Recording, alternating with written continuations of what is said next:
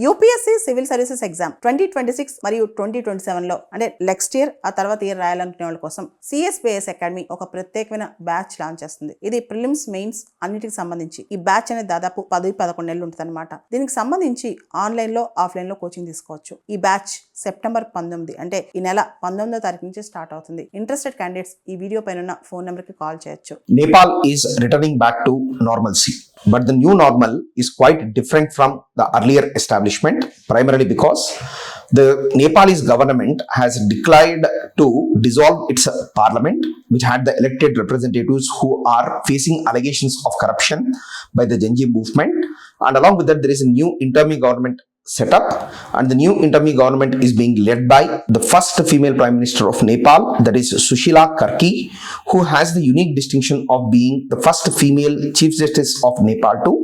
And very interestingly, she is a lady who has studied at one point of time at Banaras Hindu University, and she is a known anti-corruption crusader in Nepal, and her period as chief justice and a judge in the Supreme Court of Nepal is known for numerous anti-corruption campaigns.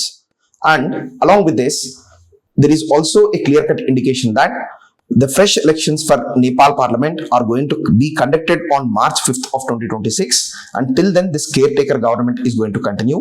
Initially, there was a lot of debate whether to dissolve the parliament or not.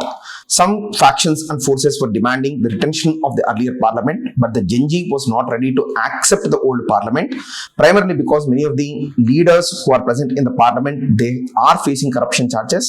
And if the parliament continues, whatever new caretaker government is going to be set up, it would be under the control of the earlier parliament too. That's the reason why the final resolution has come to dissolution of parliament, fresh elections in March 5th of 2026, and a caretaker government under Sushila Karki. So these are the new developments in Nepal. Let's wait for how this intermediate period for the fresh elections is going to be handled. Let's wait and see. Then, apart from this, there is one more important development with respect to India. And in India, Indian Prime Minister Narendra Modi is set to visit the state of Manipur, and this is going to be his first visit of Manipur from May of 2023, when violence emerged between Meitei and 𝐾𝐞𝐴𝐧𝐥𝐨𝐚𝐝 community, which led to nearly 250 casualties and nearly 60,000 people being displaced in Manipur because of ethnic conflict and violence over the issue of reservation in Manipur. And the Indian Prime Minister, so even though there were many pleas earlier in order to visit Manipur, because taking into consideration the instability of Manipur, the Indian Prime Minister, he did not visit Manipur. But finally, today, that is Saturday, he is going to visit Manipur, and he has multiple plans for Manipur. And in his public announcement, he is planning to declare nearly 8,500 crore worth projects to Manipur.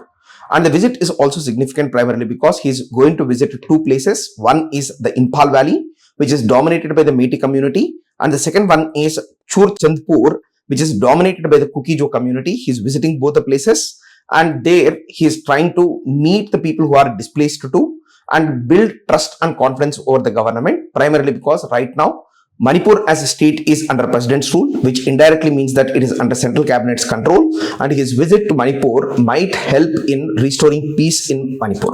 And in one more important development, so in fact, in India, there has been a survey conducted by Association of Democratic Reforms in India has found out that nearly 21% of all MPs, MLAs and MLCs across the country, they are from dynastic background.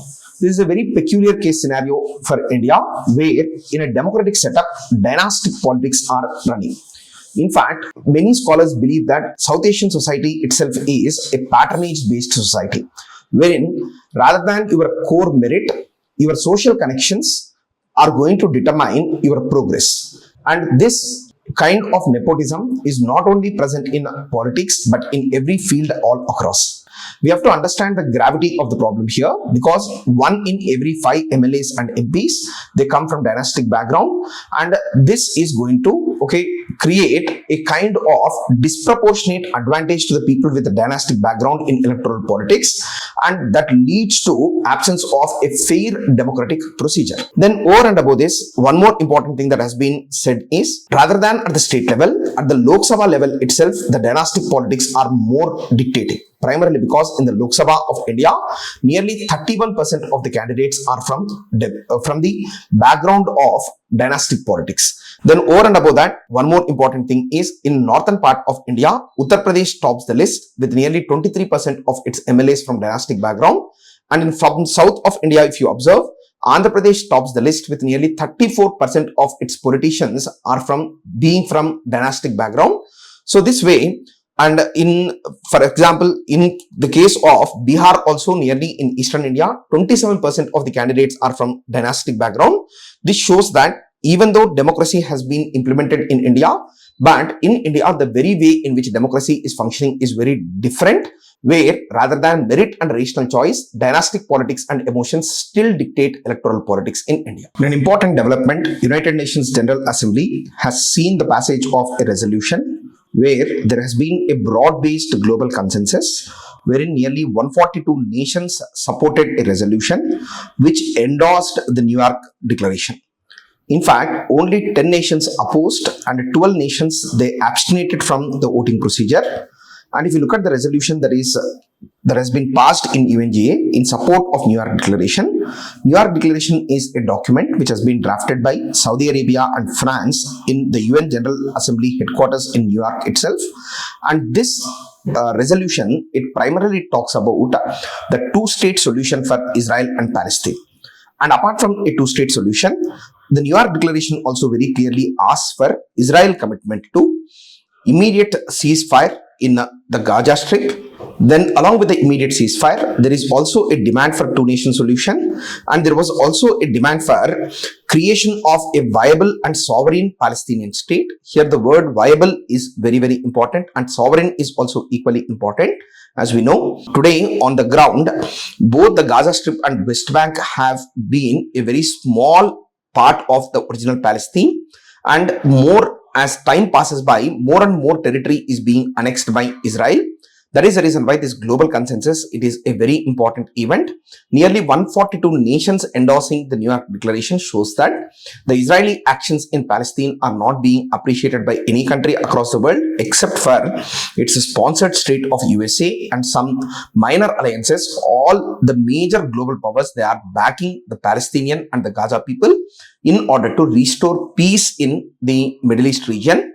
Primarily because what started as a war is slowly turning out to be a genocide. In an important development, Russia and Belarus, they've started their military exercises in the Eastern European region, and these exercises are called Zapad exercises.